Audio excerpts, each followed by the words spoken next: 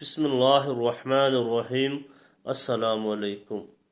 آج ہمارا موضوع ہے عورتوں اور بچوں کی ہجرت، نبی کریم صلی اللہ علیہ وسلم اور حضرت ابو بکر رضی اللہ عنہ کے گھر والوں کی ہجرت۔ حضرت عائشہ رضی اللہ عنہ فرماتی ہیں کہ جب حضور صلی اللہ علیہ وسلم نے ہجرت فرمائی تو آپ ہمیں اور اپنی بیٹیوں کو پیچھے مکہ میں چھوڑ گئے۔ جب آپ صلی اللہ علیہ وسلم کو مدینہ میں قرار حاصل ہو گیا تو آپ صلی اللہ علیہ وسلم نے حضرت زید بن حارثہ رضی اللہ عنہ کو بھیجا اور ان کے ساتھ اپنے غلام حضرت ابو رافع رضی اللہ عنہ کو بھیجا، اور ان دونوں کو 2 اونٹ اور حضرت ابو بکر رضی اللہ عنہ سے لے کر 500 درہم اس لیے دیے تھے کہ ضرورت پڑے تو ان سے اور سواری کے جانور خرید لیں۔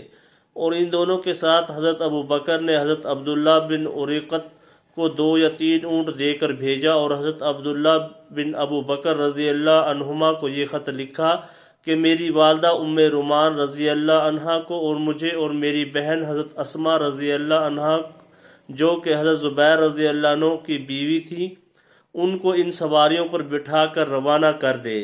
یہ تینوں حضرات مدینہ سے اکٹھے روانہ ہوئے، اور جب یہ حضرات قدیم پہنچے تو حضرت زید بن حارثہ نے ان 500 درہم کے 3 اونٹ خریدے۔ پھر یہ سب اکٹھے مکہ میں داخل ہوئے۔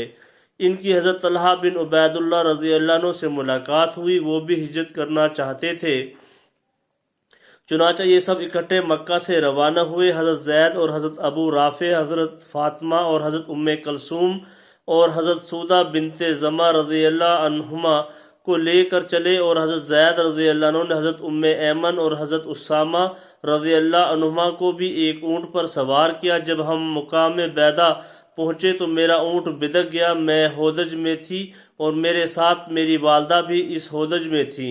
میری والدہ کہنے لگی، ہائے بیٹی، ہائے دلہن، کیونکہ حضور صلی اللہ علیہ وسلم سے حضرت عائشہ رضی اللہ عنہا کا نکاح ہجرت سے پہلے ہو چکا تھا۔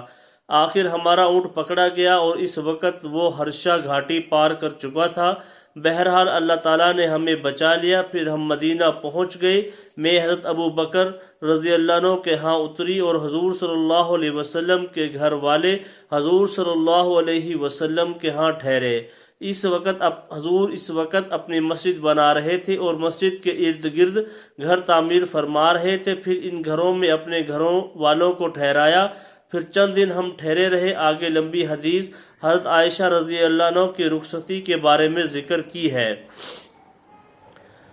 اس حدیث میں حضرت عائشہ رضی اللہ عنہ سے یہ نقل کیا ہے کہ ہم ہجرت اونٹ پر میں تھی، وہ بہت بری طرح بدکا۔ اللہ کی قسم میں اپنی ماں کی بات نہ بھولوں گی کہ وہ کہہ رہی تھی، ہائے چھوٹی سی دلہن، اور وہ اونٹ بدکتا ہی چلا گیا۔ اتنے میں نے سنا کوئی کہہ رہا تھا، اس کی نکیل نیچے پھینک دو، تو میں نے نکیل پھینک دی۔ وہ وہیں کھڑے ہو کر چکر کھانے لگا، گویا اس کے نیچے کوئی انسان اسے پکڑے ہوئے کھڑا ہے۔ حضور صلی اللہ علیہ وسلم کی صاحبزادی حضرت زینب رضی اللہ عنہا فرماتی ہیں کہ میں ہجرت کی تیاری کر رہی تھی کہ مجھ سے ہند بنت عتبہ ملی۔ وہ کہنے لگی، اے محمد صلی اللہ علیہ وسلم کی بیٹی، تمہارا کیا خیال ہے؟ کیا مجھے یہ خبر نہیں پہنچی کہ تم اپنے باپ صلی اللہ علیہ وسلم کے پاس جانا چاہتی ہو؟ میں نے کہا، میرا تو ایسا ارادہ نہیں ہے۔ اس نے کہا، اے میرے چچا کی بیٹی، ایسا نہ کرو۔ اگر تمہیں اپنے سفر کے لیے کسی سامان کی ضرورت ہے یا اپنے باپ تک پہنچنے کے لیے کچھ مال کی ضرورت ہے تو میں تمہاری یہ ضرورت پوری کر سکتی ہوں۔ مجھ سے مت چھپاؤ، کیونکہ مردوں کا جو آپس میں جھگڑا ہے وہ عورتوں کے درمیان نہیں ہے۔ حضرت زینب فرماتی ہیں کہ میرا خیال یہی ہے کہ انہوں نے یہ ساری باتیں کرنے کے لیے کہی تھیں، لیکن میں اس سے ڈر گئی، اس لیے میں نے ان کے سامنے ہجرت کے ارادے کا انکار کر دیا۔ حضرت ابن اسحاق کہتے ہیں کہ حضرت زینب ہجرت کی تیاری کرتی رہیں۔ جب وہ اس تیاری سے فارغ ہوئی تو ان کے دیور کنانہ بن ربی ان کے پاس ایک اونٹ لائے۔ یہ اس اونٹ پر سوار ہو گئی۔ کنانہ نے اپنی کمان اور ترکش لی اور دن کی روشنی میں ان کے اونٹ کو آگے سے پکڑ کر لے چلے، اور یہ اپنے ہودج میں بیٹھی ہوئی تھی۔ قریش کے لوگوں میں ان کے جانے کا چرچا ہوا، چنانچہ وہ لوگ ان کی تلاش میں نکل پڑے اور مقام ذی طویٰ میں انہیں پا لیا۔ اور حبار بن اسود فہری سب سے پہلے ان تک پہنچا۔ حبار نے حضرت زینب کو نیزے سے ڈرایا۔ یہ ہودج میں تھی، لوگ کہتے ہیں کہ وہ امید سے تھی، چنانچہ ان کا حمل ساقط ہو گیا۔ ان رضی اللہ عنہ کے دیور کنانہ نے گھٹنوں کے بل بیٹھ کر اپنے ترکش میں سے سارے تیر نکال کر سامنے ڈال لیے اور پھر کہا، تم میں سے جو آدمی بھی میرے قریب آئے گا میں اس میں ایک تیر ضرور پیوست کر دوں گا۔ چنانچہ وہ لوگ ان سے پیچھے ہٹ گئے اور ابو سفیان قریش کے بڑے لوگوں کو لے کر آئے اور انہوں نے کہا، اے آدمی ذرا اپنی تیر اندازی روکو، ہم تم سے بات کرنا چاہتے ہیں۔ چنانچہ وہ رک گئے۔ ابو سفیان آگے آ کر ان کے پاس کھڑے ہوئے اور کہا، تم نے ٹھیک نہیں کیا کہ تم اس عورت کو علی اعلان سب کے سامنے لے کر چلے ہو، اور تم جانتے ہو کہ ان کے والد محمد صلی اللہ علیہ وسلم کی وجہ سے ہمیں کتنی مصیبتیں اور تکالیف اٹھانی پڑی ہیں۔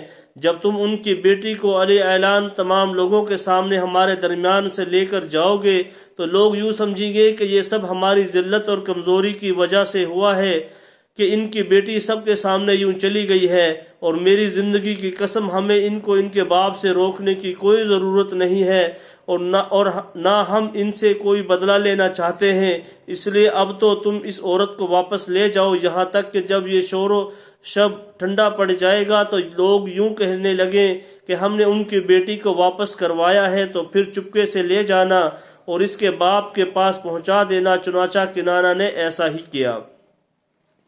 حضرت عروہ بن زبیر رضی اللہ عنہما فرماتے ہیں کہ حضور صلی اللہ علیہ وسلم کی صاحبزادی حضرت زینب رضی اللہ عنہ کو لے کر ایک شخص مکہ سے چلا۔ قریش کے دو آدمی پیچھے سے ان تک جا پہنچے، ان دونوں نے اس پر ایک حملہ کیا اور اس پر غالب آ گئے۔ چنانچہ حضرت زینب رضی اللہ عنہ کو ان دونوں نے دھکا دیا جس سے وہ پتھر پر گر گئیں۔ وہ امید سے تھی، ان کا حمل ساقط ہو گیا اور خون بہنے لگا، اور لوگ ان کو ابو سفیان کے پاس لے گئے۔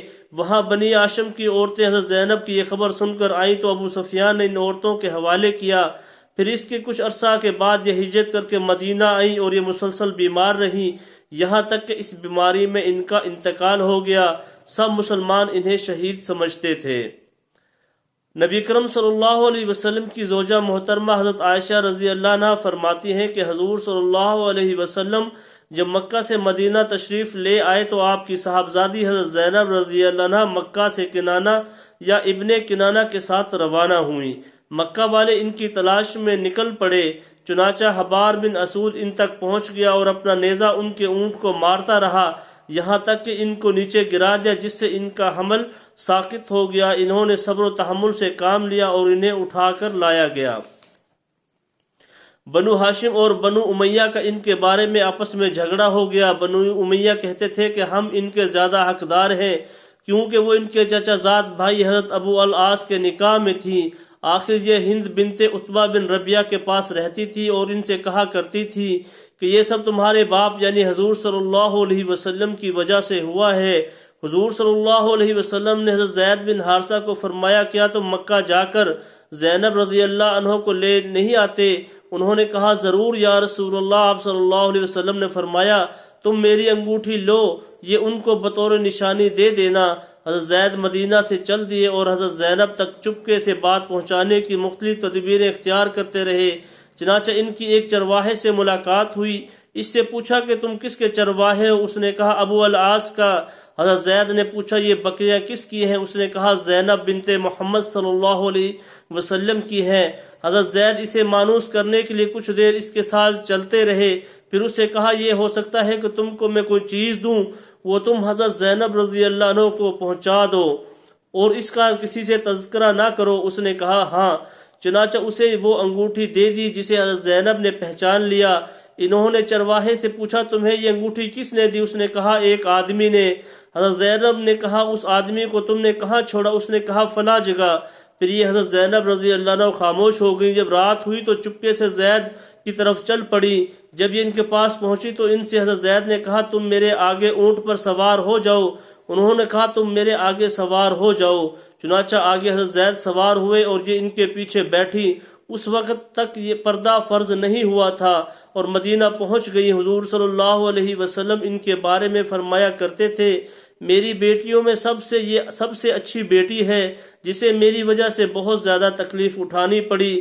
جب یہ حدیث حضرت علی بن حسین رضی اللہ عنہما تک پہنچی تو وہ حضرت عروہ رضی اللہ عنہ کے پاس آئے اور ان سے کہا وہ کون سی حدیث ہے جس کے بارے میں مجھے خبر ملی ہے کہ تم اسے بیان کر کے فاطمہ رضی اللہ